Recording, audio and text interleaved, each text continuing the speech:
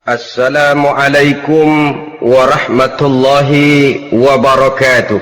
Waalaikumsalam warahmatullahi wabarakatuh. Bismillahirrahmanirrahim. Alhamdulillahi rabbil alamin.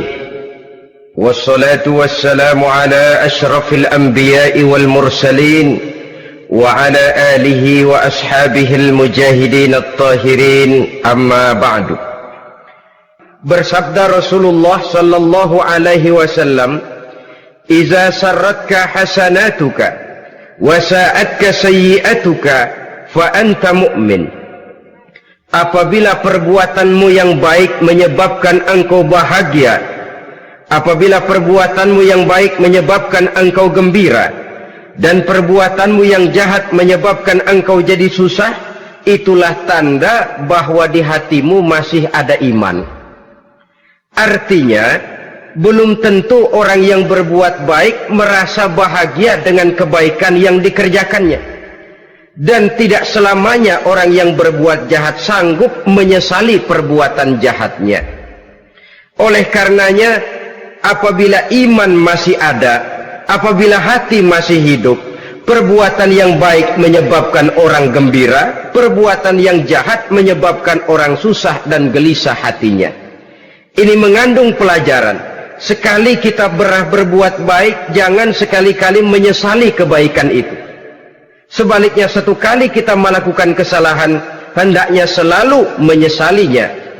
Kadang-kadang dalam kehidupan, karena orang tempat kita berbuat baik itu rupanya membalas air susu dengan air tuba, kita lalu menyesali kebaikan. Lahirlah kata-kata, "Nyesal saya nolong dia." Ibarat pepatah katanya, nolong anjing kejepit. Waktu kejepit setengah mati kita tolongin, begitu selesai dia dari kejepitnya malah kita digigitnya. Saudara hadirin yang saya muliakan, dalam kehidupan sehari-hari barangkali ini kena filsafat yang disebut dorong mobil mogok. Ketika mobil mogok setengah mati kita dorong, begitu mesin hidup ditinggalkannya kita di belakang. Sesungguhnya perbuatan kita yang baik tidak harus disesali, karena disesali atau tidak, toh perbuatan itu sudah kita lakukan. Dan penyesalan atas segala kebaikan hanya akan mengurangi nilai pahala kebaikan itu sendiri. Berbahagialah apabila berbuat baik, walaupun orang yang kita melakukan kebaikan membalasnya dengan kejahatan. Menyesalah apabila berbuat kesalahan, apabila melakukan dosa, karena itu pertanda nilai iman yang masih hidup dalam jiwa kita. Saudara-saudara kaum muslimin yang berbahagia, jadi sungguh pun pahala dan dosa sesuatu yang abstrak, efeknya jelas dia mendatangkan kebahagiaan atau membawa kepada kegelisahan batin di dalam kehidupan manusia. Orang di zaman materialis kurang terangsang berbuat pahala dan terdorong melakukan dosa. Kenapa? Karena pahala tidak kelihatan, dosa tidak nampak. Kalau pahala kelihatan, barangkali nggak kuat kita mikul pahala. Kalau dosa benjol, umpama tiap bikin dosa palanya benjol, barangkali sudah nggak karu-karuan kepala kita. Baik pahala, baik dosa, sesuatu yang tidak nampak oleh pandangan mata zahir, tapi yang punya efek dalam kehidupan ini. Orang yang banyak pahalanya dengan orang yang banyak dosanya, kalau dia berjalan barangkali sulit kita membedakan. Tapi efeknya dalam kehidupan ini jelas adanya. Sesuatu yang bernama pahala kita perlukan, karena hidup tidak berhenti hingga di sini. Sesuatu yang bernama dosa harus kita hindarkan, karena ada kelanjutan sesudah hidup yang sekarang ini. Kehidupan dari satu pertanggungan jawab. Itu sebabnya Imam Ghazali dalam bahasa yang indah sekali berpesan, "Jaddidis safinah fa innal bahra amiq wa khuziz zad fa innas safara ba'id." Perbarui selalu kapalmu, rawat, jaga baik-baik, dandani kapalmu, fa innal bahra amiq, karena sesungguhnya lautan ini sangat dalam. Satu bahasa yang indah dari tamsil terhadap kehidupan. Perbaiki kapalmu karena lautan ini sangat dalam. Artinya, jaga baik-baik hatimu. pelihara iman dan keyakinanmu, karena hidup ini bagaikan gelombang lautan, tempo-tempo air tenang, tempo-tempo ombak menggila dan menggunung. Jaga iman baik-baik karena hidup penuh dengan cobaan dan ujian. Itu maksudnya. Wa khuziz zad fa inna safara ba'id. Dan bawa bekal yang banyak karena perjalanan hidup ini sangat panjang. Perjalanan ini sangat jauh. Kita kalau pergi keluar kota tentu saja membawa bekal. Makin jauh kota yang akan kita tuju, makin banyak bekal yang harus kita bawa. Alangkah sengsaranya manusia apabila dia akan pergi ke satu kota yang jauh, modalnya cuma nekat. Bagaimana nanti di sana sajalah. Tidak membawa bekal sebagaimana yang sewajarnya. Hal yang semacam ini senangnya sih belum tentu, keblangsak dan susahnya sudah kebayang. Itu dalam kehidupan di dunia ini. Bagaimana kalau sudah bicara tentang kehidupan yang akan datang? Karena sesungguhnya hidup ini merupakan satu perjalanan yang sangat panjang. Sejak kita tinggal di alam arwah, pada saat jasad belum lagi diciptakan Allah, ruh sudah diciptakannya lebih dahulu. Sampai kemudian kita pindah ke alam rahim, alam kandungan ibu, untuk kemudian berpindah kepada kehidupan dunia. Dari dunia ini kita pindah ke alam barzakh. Di sana tinggal kita 100 tahun mungkin, 100.000 tahun mungkin, 1 juta tahun mungkin, menunggu saat datangnya kiamat. Lalu dari alam barzakh pindah kita ke alam akhirat, satu perjalanan yang sangat panjang. Alangkah malangnya, alangkah sengsaranya jika tahu kita begitu panjangnya perjalanan hidup ini, tidak ada bekal yang kita bawa. Artinya kesengsaraan, kesulitan yang bertali-tali sudah jelas akan menimpa kita. Kalau pergi kita keluar kota membawa bekal uang, membawa bekal makanan, apa bekal yang mesti kita bawa? Apabila kita kembali ke alam barzakh, kembali ke alam kubur, berkumpul di padang mahsyar di akhirat nanti, nasi yang mau kita bawa, uang yang mau kita bawa? Tentu tidak lagi, karena kehidupan materialis selesai di atas liang lahat.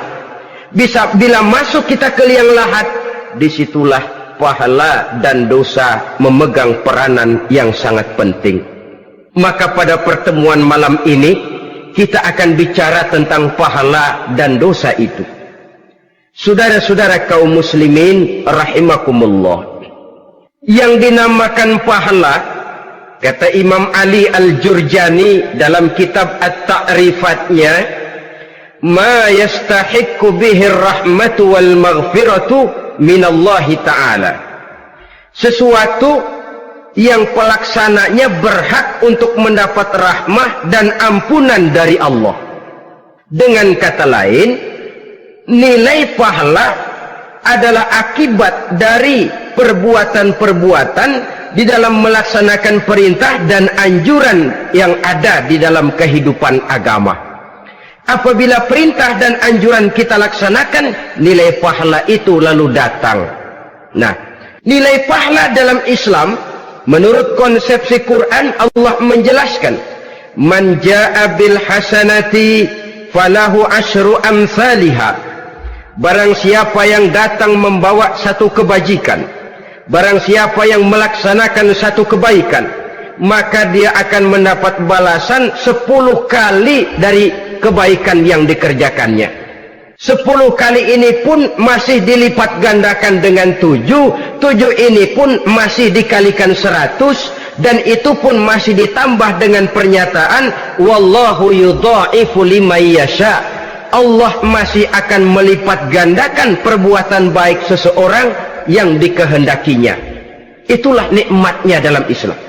Tetapi sebaliknya, wa man jaa'a bisayyi'ati fala yujza illa mislaha. Barang siapa yang melakukan satu kejahatan, dia tidak akan mendapat balasan kecuali sesuai dengan kejahatan yang dikerjakannya. Alangkah rahman dan rahimnya Allah. Orang yang berbuat baik dibalas 10, dikali 7, dikali 100, masih dilipat gandakan pula. Tapi orang yang berbuat jahat tidak akan mendapat balasan kecuali sesuai dengan kejahatan yang dikerjakannya. Ini kan beda dengan sifat kita manusia. Kita ini kadang-kadang kalau dijitak membalasnya mukul. Tapi kalau orang berbuat baik kepada kita, kita enggan untuk berbuat baik kepada orang tadi. Allah tidak mengajarkan begitu. Satu kebaikan berbalas 10. Satu kejahatan berbalas dengan satu kejahatan. Maha Rahman dan Rahim Allah. Bahkan dalam Islam, niat berbuat baik saja mendapat pahala. Sedangkan niat berbuat jahat belum ditulis merupakan satu dosa sampai kejahatan itu dikerjakan oleh orang yang niat tadi. Umpamanya, saudara niat nanti malam giliran pengajian saya mau hadir di majelis taklim. Pas datang waktu malam hujan turun sangat lebat. Saudara berhalangan datang ke majelis taklim, saudara sudah mendapat pahala niat. Tapi saudara niat nanti malam kalau turun hujan, saya mau bongkar rumahnya si fulan, saya mau curi seluruh harta bendanya. Ternyata malam saudara tidak mengerjakan perbuatan itu belum ditulis dosa sampai perbuatan itu benar-benar dikerjakan.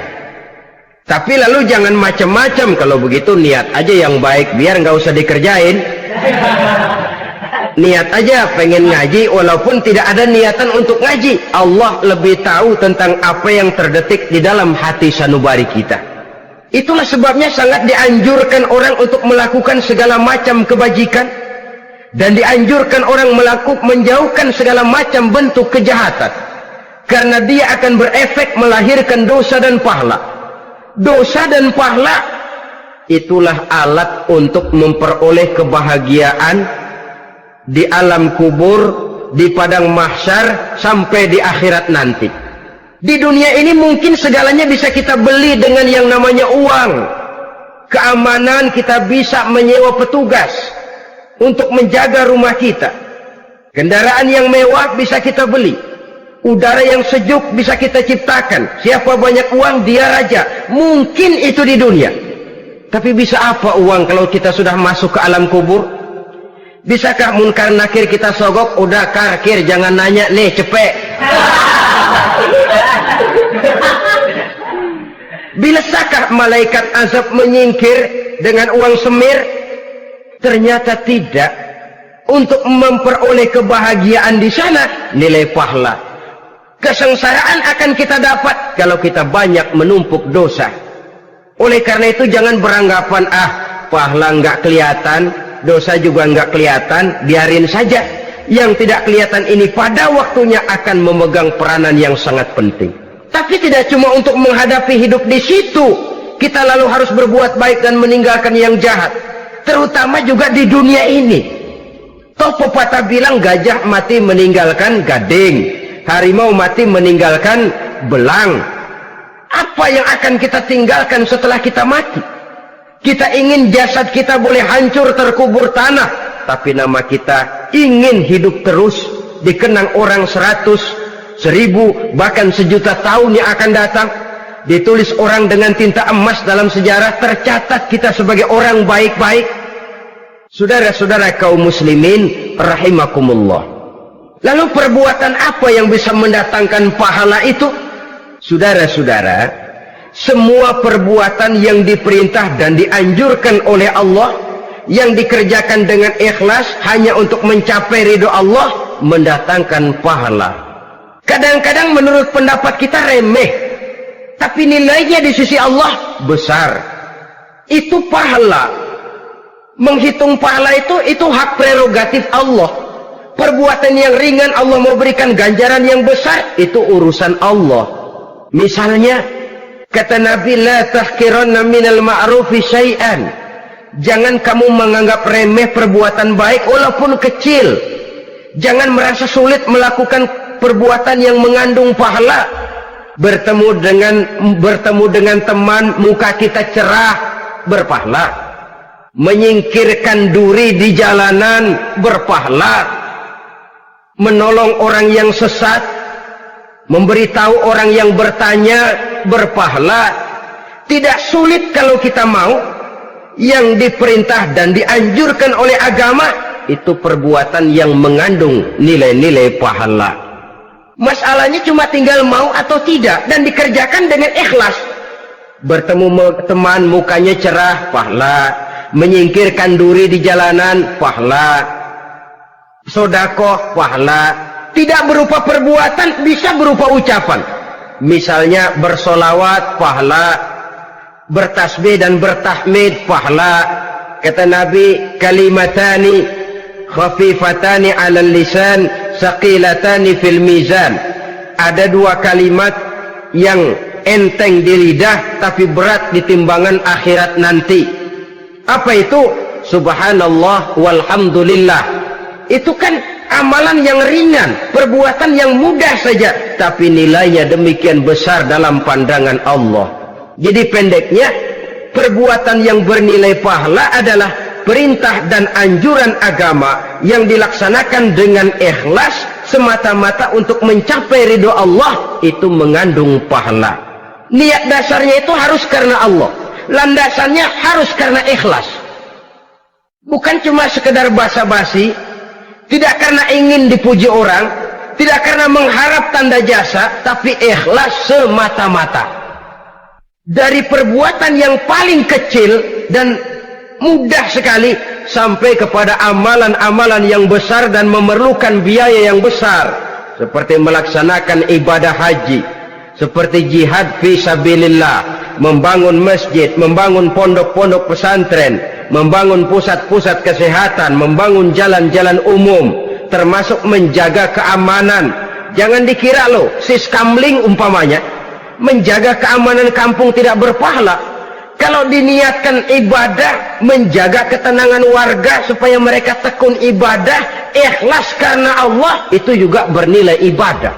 Keluar kita dari rumah, pergi pagi, pulang sore, peras keringat, banting tulang cari nafkah buat menghidupi anak istri kita. Kalau diniatkan ibadah, melaksanakan kewajiban sebagai kepala rumah tangga, membantu orang tua sebagai anak, itu juga perbuatan-perbuatan yang mengandung pahala. Yang terbaik sesuai dengan bidang kehidupan kita. Ada orang yang dinamakan abid, ahli ibadah, pahala yang paling baik bagi dia banyak-banyak tahajud, sembahyang malam, wirid, zikir, tasbih. Ada yang dinamakan orang alim, pahala yang paling baik buat orang macam ini mengajar, menyebarkan ilmu, mendakwahkan Islam. Ada yang disebut wali, pejabat pemerintah, petugas. Amalan pahala yang paling baik buat orang semacam ini melayani masyarakat, bekerja di bidangnya sesuai dengan profesinya. Saudara hadirin yang saya hormati, jadi dengan demikian perbuatan-perbuatan yang mengandung nilai-nilai pahala ini bisa perbuatan yang menurut kita kecil namun punya nilai besar. Apalagi perbuatan besar dengan biaya yang besar, tentu makin besar juga pahala yang disediakan oleh Allah Subhanahu wa ta'ala. Oleh karenanya, kalau kita bercermin dari ayat Quran, hidup ini kesempatan untuk berbuat baik. Huwallazi khalaqal mauta wal hayata liyabluwakum ayyukum ahsanu amala. Dialah Allah, Tuhan yang telah memberikan hidup dan mati kepadamu untuk menguji kamu, siapa di antara kamu yang paling baik amal perbuatannya. Jadi tidak saya rinci, tapi cukuplah satu penjelasan global. Perbuatan yang berpahala adalah perbuatan melaksanakan perintah Allah atau anjuran Allah dengan dasar ikhlas, dengan tujuan untuk mencapai ridho Allah semata-mata. Lalu apa perbuatan yang mengakibatkan dosa itu? Saudara-saudara, dosa lahir akibat melakukan larangan Allah atau mengerjakan yang dicelaknya. Nah, para ulama ada yang membagi dosa itu menjadi dua bagian. Ada dosa-dosa kecil, ada dosa-dosa besar. Tetapi sebenarnya ditinjau dari segi hakikatnya, kalau sudah melakukan satu kesalahan yang mengakibatkan dosa, jangan dilihat besar dan kecilnya, tapi kepada siapa dosa itu kita kerjakan. Sebab kalau dosa kita anggap satu yang kecil, orang akan terangsang untuk mengerjakan yang kecil-kecil saja. Sehingga dengan demikian yang kecil pun akan menjadi besar kalau ditumpuk-tumpuk. Sedangkan yang besar bisa saja menjadi kecil kalau selalu diiringi dengan permohonan ampun kepada Allah. Itu sebabnya para ulama sufi, orang-orang tasawuf mengatakan la saghair ma'al istimrar wa la kabair ma'al istighfar. Tidak ada dosa yang kecil kalau dikerjakan terus-menerus, dan tidak ada dosa yang besar kalau digempur tiap saat dengan perbuatan istighfar atau memohon ampun kepada Allah Subhanahu wa taala. Cuma saja pada umumnya karena dosa-dosa kecil itu lebih mudah taubatnya, dan ada janji Nabi, barang siapa yang meninggalkan dosa-dosa besar akan diampuni dosa-dosanya yang kecil-kecil. Oleh karena itu, pada kesempatan ini kita akan juga bicarakan apa saja yang termasuk klasifikasi dosa-dosa besar, dengan harapan kita bisa menjaga diri, menyelamatkan diri, jangan sampai terjatuh ke dalam dosa-dosa yang besar tadi. Tetapi bukan berarti kita harus terangsang melakukan dosa-dosa yang kecil. Biarin kecil ini, tobatnya gampang. Dosa kelas teri. Dosa itu kan tidak kelihatan. Lalu terangsang melakukan perbuatan dosa-dosa walaupun kecil, kalau berlarut terus-menerus dia akan tumbuh menjadi dosa yang besar. Oleh karenanya jangan sampai mengundang pengertian kalau kita membicarakan dosa-dosa yang besar lalu terangsang melakukan dosa-dosa yang kecil, karena bagaimanapun juga dosa kecil dan dosa besar sama dalam arti kepada Allah kita melakukan kesalahan. Dan dosa yang kecil pun kalau bertumpuk dia akan menjadi banyak. Saudara-saudara kaum muslimin rahimakumullah, ada beberapa jenis dosa-dosa besar. Jenis yang pertama asyirku billah, syirik atau menyekutukan Allah. Dari sekian deretan dosa-dosa besar, syirik ini merupakan bapak moyangnya dosa. Dedengkotnya dosa itu syirik, menyekutukan Allah. Bahkan dosa yang lain Allah masih mau mengampuni, tapi kalau sudah syirik, menyekutukan Allah, itu sudah satu dosa yang tidak berampun sama sekali. Oleh karena itu tepat pesan Imam Ghazali tadi, jadi di safinah fa innal bahra amik, jaga iman, pelihara akidah, dandani kapal, karena hidup ini gelombang lautan sangat dalam, hidup banyak cobaan. Di dalam hidup di zaman sekarang ini, saudara bisa perhatikan, di mana tensi ekonomi tinggi, lapangan kerja sulit, persaingan hidup makin tajam, sifat egois dan individualis tumbuh di mana-mana, rasa solidaritas sosial menurun, sifat gotong royong musnah, orang mudah potong kompas, potong jalan, ingin cepat kaya, ingin cepat naik pangkat, ingin dapat kedudukan. Kadang-kadang akidah pun terjual, akidah pun musnah, jatuh ke jurang syirik pun tidak jadi soal. Itu yang kita khawatirkan. Kalau dosa-dosa yang lain Allah masih mau mengampuni, tapi kalau sudah jatuh kepada syirik, Allah sama sekali tidak akan memberikan ampun. Dalam kaitan dengan ini barangkali tepat sinyalemen Imam Ali itu. Andai kata kemiskinan merupakan satu kepribadian, saya akan membunuhnya lebih dahulu. Artinya memang kemiskinan ini sering mendorong orang kepada jurang kemusyrikan. Tidak tahan menghadapi godaan perut akibat tensi ekonomi yang tinggi, lapangan kerja yang sulit. Iman pun jadilah ditukar dengan 3 liter beras. Akidah pun jadilah dibarter dengan 3 bungkus supermi, dengan pakaian bekas, dengan obat-obatan. Tidak jadi soal baginya mengejar kebahagiaan yang relatif singkat dengan mengorbankan kebahagiaan yang abadi. Persis ibarat pepatah, nyari jarum kampak hilang. Mencari sesuatu yang kecil, yang besar jadi sia-sia. Membela perut, mengorbankan akidah. Na'udzubillah summa na'udzubillah. Saudara-saudara kaum muslimin rahimakumullah. Ini fakta. Ini kenyataan. Dan hal semacam ini tidak bisa diatasi cuma dengan ceramah, simposium, diskusi, seminar. Apalagi Nabi berpesan, solahu ummati bil ilmi wal mal. Umatku hanya bisa menjadi baik akidahnya dengan ilmu dan harta. Itu bahasa Nabi. Kalau bahasa kita sekarang, dengan ekonomi dan pendidikan. Ilmu, pendidikan, ekonomi, harta. Tanpa itu sangat besar kemungkinan kita bisa menjual akidah terjerumus di lembah kemusyrikan. Maka terutama kepada saudara-saudara saya, muslimin yang terpencil jauh dari kota-kota besar, yang kadang dalam kehidupan seharinya imannya sering digoda oleh supermi, akidahnya sering ditantang oleh pembagian beras, pakaian-pakaian bekas, obat-obatan dan sebagainya. Jaga dan bentengi akidah kita. Lebih baik nyawa berpisah dari badan, asal iman jangan berpisah dari hati.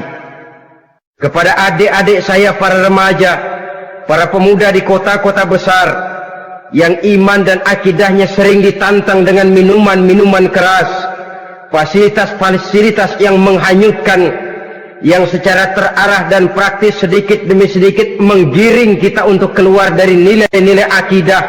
Hati-hati, jaga baik-baik, sebab intan paling mahal, mutiara paling berharga, tidak lain nilai iman ini.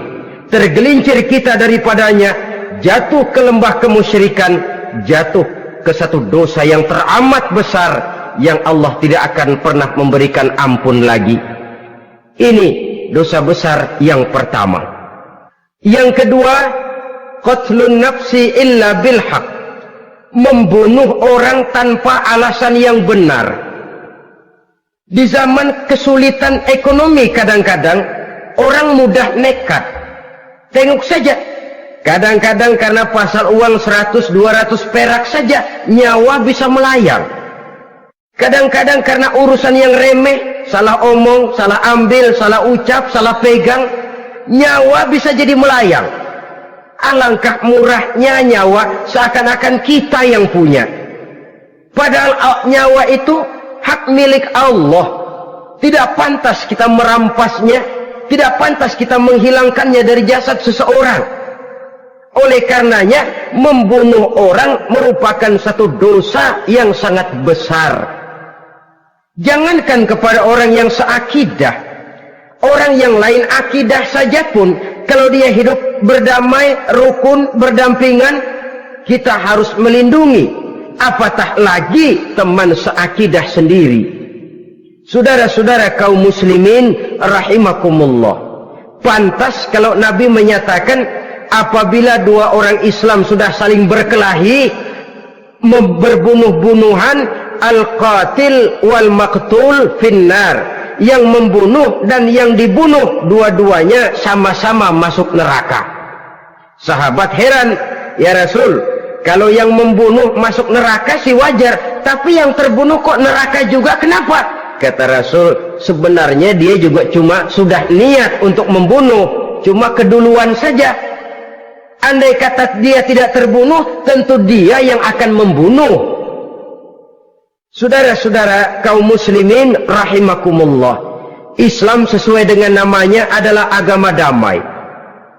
Kita tidak boleh mencari-cari musuh, walaupun tidak boleh lari kalau bertemu musuh. Oleh karenanya, pantang seorang muslim menimbulkan benih keonaran menjadi biang kerok buat lingkungannya. Sesuai dengan namanya, seorang muslim adalah seorang yang dalam hidup senantiasa berusaha menebarkan salam, menebarkan kedamaian, ketenangan dan ketentraman. Dengan prinsip musuh jangan dicari, bertemu pun jangan lari. Yang ketiga, termasuk dalam kelompok dosa besar ini, syurbul khamr, meminum minuman keras. Termasuk di dalam kata khamr ini ganja, morfin, narkotik. Sebab apa? Jenis minuman semacam itu tidak hanya merusak keadaan sekarang, tapi sekaligus merusak kehidupan yang akan datang. Kalau itu jatuh di tangan generasi muda, artinya kan merusak kehidupan masa depan daripada suatu bangsa. Karena apa? Remaja dan pemuda merupakan bentuk miniatur daripada kehidupan bangsa. Akan bagaimana warna umat Islam di Indonesia, bahkan akan bagaimana warna Indonesia 30, 40, 50 tahun yang akan datang, remaja sekarang jawabannya. Kalau remaja kita sekarang ini kerjanya cuma bisa nyekek botol, insya Allah bangsa Indonesia 30-40 tahun yang akan datang akan tumbuh menjadi bangsa teler. Tidak banyak yang bisa kita harapkan. Remaja adalah gambaran masa depan dari satu bangsa, dari satu umat. Dan remaja itu di dalam dirinya secara fitrah terkumpul semua bakat, terdapat semua kemungkinan. Kita ini lahir membawa sifat pemimpin, tapi juga membawa sifat pengacau. Kita ini ada bakat jadi orang jujur, ada bakat jadi pengkhianat. Kita ini ada bakat menjadi orang baik-baik, kita juga punya bakat jadi biang kerok. Kita kemungkinan bisa jadi pemimpin bangsa, tapi juga bisa menjadi pemimpin bangsat. Nanti lingkungan dan pendidikan akan menumbuhkan, membentuk mana yang tumbuh lebih subur. Kalau lingkungan dan pendidikannya lebih banyak bercerita tentang kejujuran, maka nilai kejujuran yang akan tumbuh lebih banyak dalam jiwanya. Dan insya Allah diharapkan dia akan menjadi manusia yang jujur di kelak kemudian hari nanti. Dan masalah minuman keras ini sebenarnya berkait. Kita tidak bisa cuma menyalahkan remaja saja, menyalahkan pemuda saja. Karena bagaimanapun masalahnya kompleks. Menghancurkan sesuatu tanpa melihat kausalnya, tanpa melihat sebab akibatnya kan sama juga bohong. Kemungkinan karena broken home, kemungkinan karena pergaulan, kemungkinan karena kurang perhatian orang tua, kemungkinan karena akibat bacaan, tontonan, atau fasilitas berupa dibukanya pabrik-pabrik minuman keras, dijualnya minuman-minuman keras, di warung-warung yang remang-remang, yang memberikan kenikmatan, kebahagiaan dan kebanggaan tersendiri, sehingga akhirnya orang terangsang untuk datang dan minum di sana. Pada dasarnya memang sepele, cuman minum, nggak ngerugiin orang lain kan? Iya, pada waktu minum. Tapi dikala sudah mabuk, out of control, apapun bisa kita lakukan. Yang kita ucapkan kita tidak sadari lagi, yang kita kerjakan tidak kita sadari lagi. Dikala itu segala macam kejahatan bukan sesuatu yang tidak mungkin untuk kita laksanakan. Nggak ngerugiin orang lain, memang pada saat mau minum. Tapi begitu minum, mabuk, kita bisa merugikan orang lain. Setidaknya merugikan diri sendiri. Pertumbuhan IQ menjadi lemah, semangat kehidupan hilang, gairah kerja menurun, kalau tidak ada sama sekali. Lalu apa yang bisa kita lakukan di dalam kehidupan? Dan akan lebih celaka kalau ini menimpa kehidupan generasi muda kita. Kadang-kadang yang ironi ya, kalau yang orang tuanya mampu barangkali masih tertolong, tapi yang orang tuanya kondisi ekonomi lemah masih kepengen teler juga. Orang tuanya nggak mampu masih pengen mabuk. Dari ganja, morfin nggak dapet, akhirnya kaleng cet diisepin.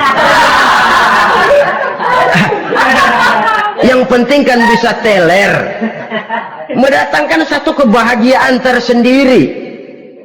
Itu sebabnya memang satu kejahatan menurut teori polisi ya hanya bisa terjadi karena faktor N dan K, niat dan kesempatan. Niat ada, kesempatan ada, jadi orang jahat. Kurang salah satunya, biasanya kejahatan terbendung. Niat ada, kesempatan tidak ada, sulit berbuat jahat. Kesempatan ada, niat tidak ada, tidak mungkin orang jahat. Tapi yang paling dominan sebenarnya niat. Kalau niat sudah kuat, kesempatan bisa dicari. Kesempatan bisa diciptakan, biar hansip nongkrong, ditungguin lengahnya. Iya, biarin. Jam 11 sampai jam 2, matanya melotot. Jam 3 dia mulai ngulet, ngempet. Nah, di saat itu saya masuk ke rumahnya. Kalau niat kuat, kesempatan bisa diciptakan. Dan kalau sudah niat, ini masalah hati. Kalau sudah masalah hati, menyangkut soal moral. Moral artinya sudah masuk kepada kehidupan agama. Saudara-saudara kaum muslimin rahimakumullah. Yang keempat yang termasuk jenis dosa besar, az-zina, perbuatan zina. Di zaman pergaulan bebas dengan prinsip free love, free sex ini, tengok sudah berapa banyak gadis-gadis bergelimpangan jadi korban. Berapa banyak bayi-bayi yang lahir ke dunia tanpa tahu kemana dia mesti memanggil bapak. Apakah deretan jumlah korban ini masih harus bertambah lagi? Paling tidak, biarlah yang sudah jadi korban, tapi jangan bertambah lagi hendaknya. Masing-masing kita berupaya menahan diri. Termasuk dalam kategori zina ini, yang merupakan cabang-cabangnya, liwat, homoseks, lesbian, masturbasi. Bahkan masturbasi itu termasuk jenis zina tangan. Dan itu juga merupakan satu dosa. Di samping dosa juga merusak diri. Karena bagaimanapun juga dia akan mengurangi kemampuan daya pikir seseorang. Maka agama memberikan jalan keluar. Pesan Nabi, ya ma'syara syabab, man istata'a minkumul ba'at falyatazawwaj. Hai para pemuda, kata Nabi, barang siapa di antara kamu yang sudah bisa ba'at, yang sudah mampu ba'at. Ba'at itu artinya memberikan nafkah, baik nafkah zahir maupun nafkah batin, falyatazawwaj, maka hendaklah dia kawin. Jadi yang maksud ba'at ini ya nafkah zahir, ya nafkah batin. Kita kadang-kadang cuma bisa ngasih nafkah batin saja sudah merasa pokoknya kan saya sanggup untuk kawin, lalu kawin tanpa kehilangan, dengan kehilangan pertimbangan. Saudara-saudara, wa in lam yastati', adapun kalau dia belum mampu, fa alaihi bisyam, hendaknya dia banyak puasa. Fa innahu lahu wija, karena puasa itu akan merupakan benteng jangan sampai orang memperturutkan hawa nafsunya. Andai kata puasa belum hobi, banyaklah olahraga para pemuda, para remaja.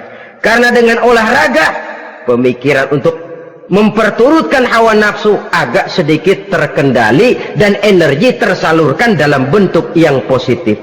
Pendeknya kreatif, banyak kegiatan. Ini pesan Imam Syafi'i tepat itu. Kata beliau, inni ra'aitu wuqufal ma'i yufsiduh in sala toba wa illam yajri lam yatib.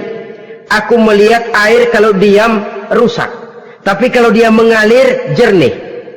Air kalau ngendap nggak ngalir, nyamuk nyarang di situ, bisa jadi sumber penyakit. Manusia hidup begitu. Kalau nggak punya kegiatan, nggak kreatif, kerjanya cuma delohom, ayam-ayam, akhirnya jadi ngerusak. Ngomongin orang, Jano ngapa? Ano. Kebangetan nggak ngapa-ngapain, orang aja dipontenin. Orang diomongin, lahirlah namimah, lahirlah ribah. Saudara-saudara, air itu kalau ngendap ada aja yang nyarang. Tapi kalau dia ngalir, orang ada kesibukan, insya Allah dia tidak akan jatuh kepada sesuatu yang bisa mengundang dosa. Isilah waktu dengan hal-hal yang bermanfaat, karena hidup ini singkat dan tidak berjalan mundur ke belakang. Mundur hancur, berhenti diinjak orang. Sekali melangkah, jangan surut mundur ke belakang. Homoseks terlepas dari penyakit kejiwaan. Sekarang ini kan sudah ada persatuan kaum gay katanya, meminta perlakuan yang sama dan agar dibolehkan kawin sesama mereka.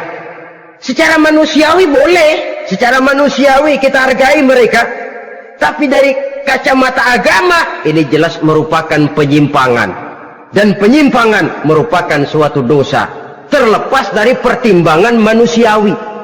Jangan karena terlalu memperturutkan suara manusiawi lalu kita mengesampingkan agama.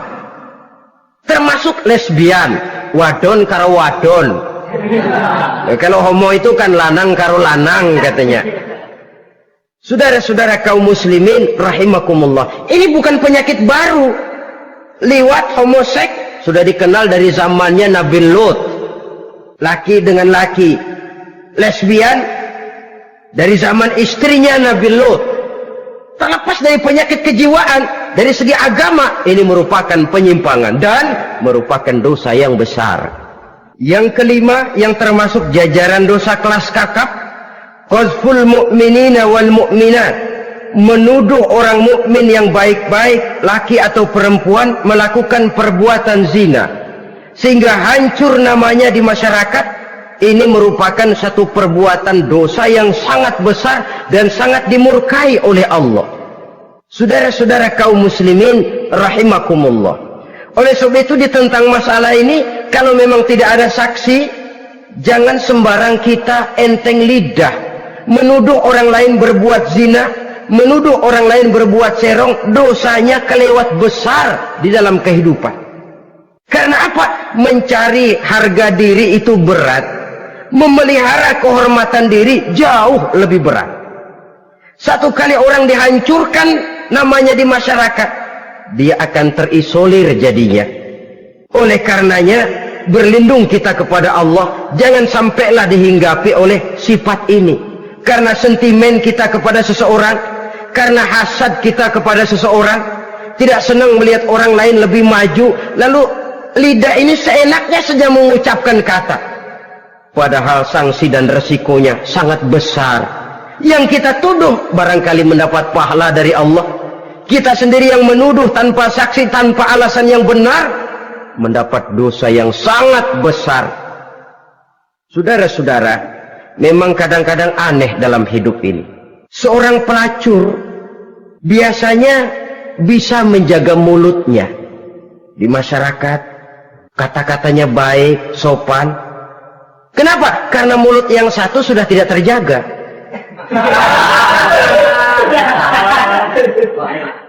Kita kadang-kadang kehormatan bisa kita jaga, tapi mulut tidak terkontrol. Ngomong saenake dewe, bikin orang mangkel, kesal, fitnah sana, fitnah sini, menghancurkan nama baik orang, ngomongin yang macam-macam. Bagai-bagai macamlah caranya. Saudara-saudara kaum muslimin yang berbahagia. Jadi dengan demikian, menuduh orang lain berbuat zina, sedangkan orang itu tidak pernah melakukannya, ini termasuk satu dosa yang sangat besar di dalam kehidupan ini. Yang keenam, al-'aqu bil walidain, durhaka kepada ibu bapak. Seorang anak, bagaimanapun banyak nilai ibadahnya, banyak kebaikan di masyarakat, menyandang berbagai macam gelar, pangkat dan jabatannya tinggi, tapi kalau sudah durhaka kepada kedua orang tuanya, alamat hidup tidak lagi membawa keberkahan, dan itu dosa yang sangat besar. Sampai Nabi sabdakan, ridho Allah ada di dalam keridhaan ibu bapak, murka Allah pun ada di dalam kemurkaan ibu dan bapak. Walaupun belum tentu setiap kita orang tua, tapi yang jelas setiap kita adalah anak, dan setiap anak punya ibu dan bapak. Jangan sampai kacang lupa kepada kulitnya. Saudara-saudara kaum muslimin rahimakumullah, durhaka kepada ibu bapak merupakan perbuatan yang sangat dimurkai oleh Allah.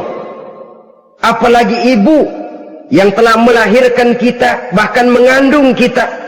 Begitu juga bapak yang telah berusaha peras keringat banting tulang untuk mengasuh membesarkan kita.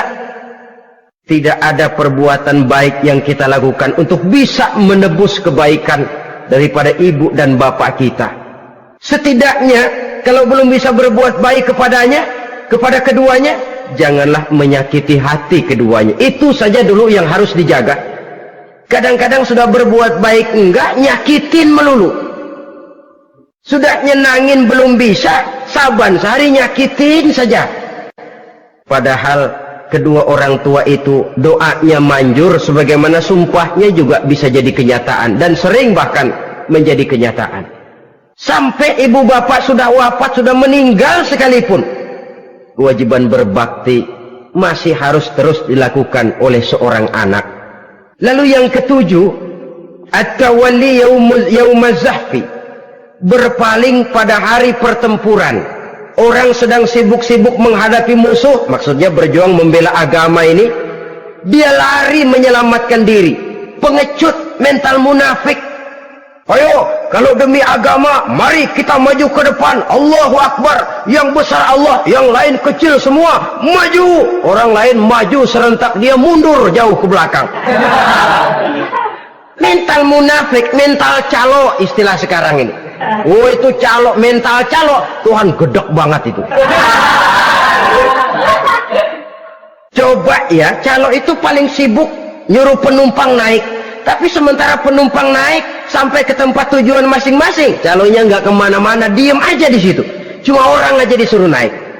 Saudara-saudara, kerja bakti, orang turun ke comberan, dia naik ke tempat tidur. Mundur di hari pertempuran, menyebabkan orang lain gugur, dia sendiri menyelamatkan diri. Mental pengecut, mental munafik, itu merupakan dosa yang sangat besar. Saudara-saudara kaum muslimin rahimakumullah, itu sebabnya agama itu memerlukan keberanian memang, tapi bukan keberanian yang tanpa perhitungan. Sebab berani tanpa berhitung namanya berani babi. Kita berani kalau benar, kita harus takut kalau salah.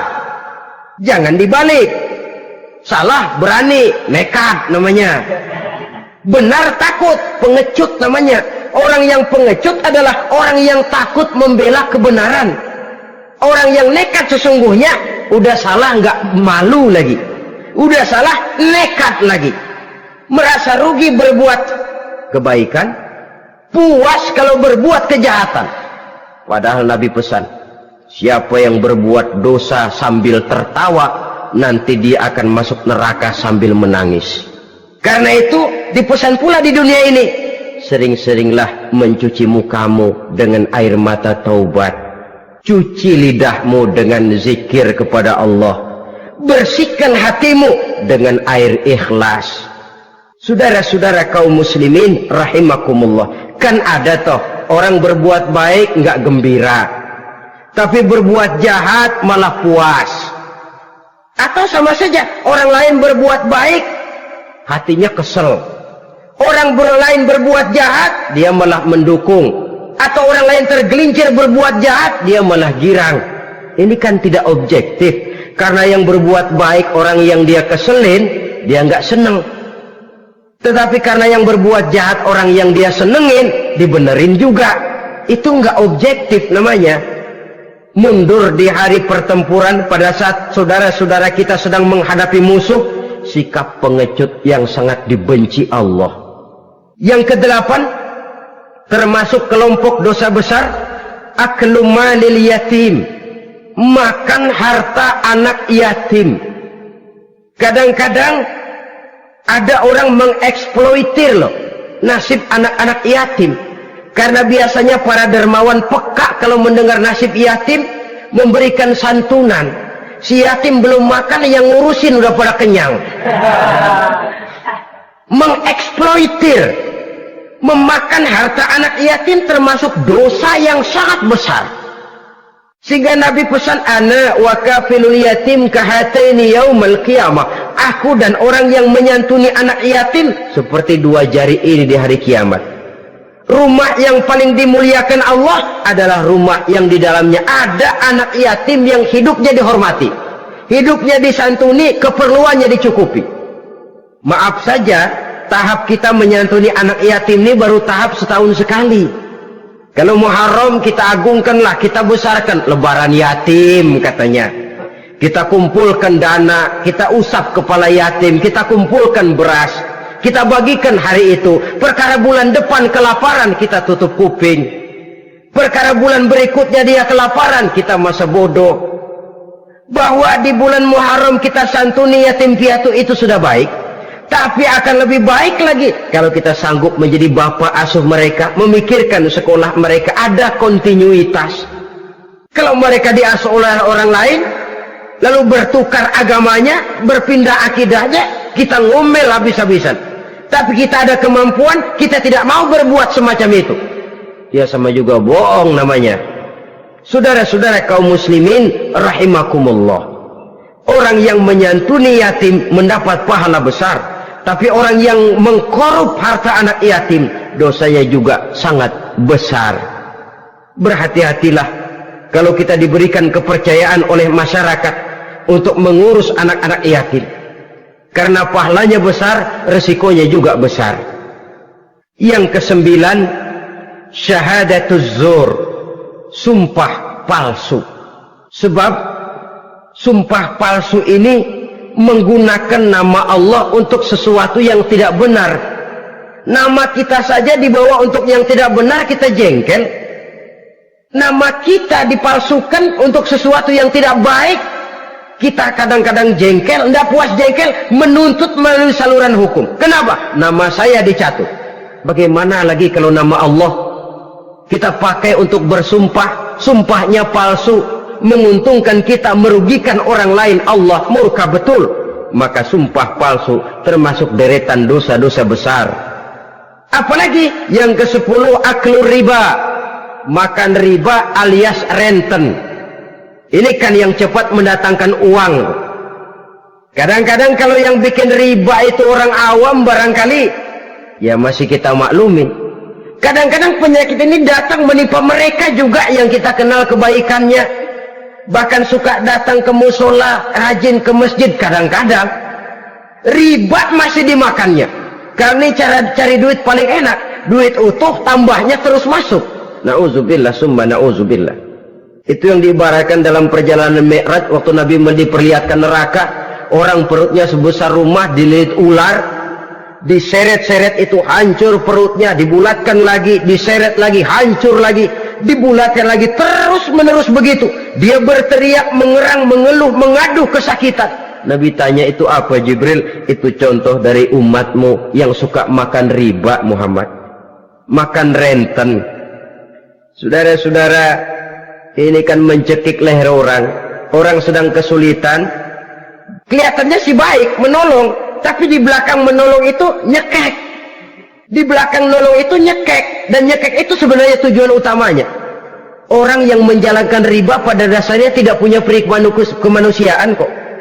Kalau dia kelihatannya mau menolong, kelihatannya motifnya mencari untung di belakang itu, jauh dari kemanusiaan. Yang ke-11, saudara-saudara, termasuk jajaran dosa besar itu qat'ur rahim, memutuskan silaturahmi. Marah, hobi sama marah. Kalau 3 hari nggak marahan sama orang, ngebet palanya. Selalu nyari gara-gara. Kalau udah marah berlaku perpanjangan waktu. Tahun, 2 tahun, kadang-kadang seumur hidup. Saudara hadirin yang saya muliakan. Apalagi mengurangi timbangan termasuk kelas dosa besar. Makan suap termasuk dosa besar. Semir menyemir dosa besar. Apalagi bunuh diri. Nah ini, bunuh diri dosa besar.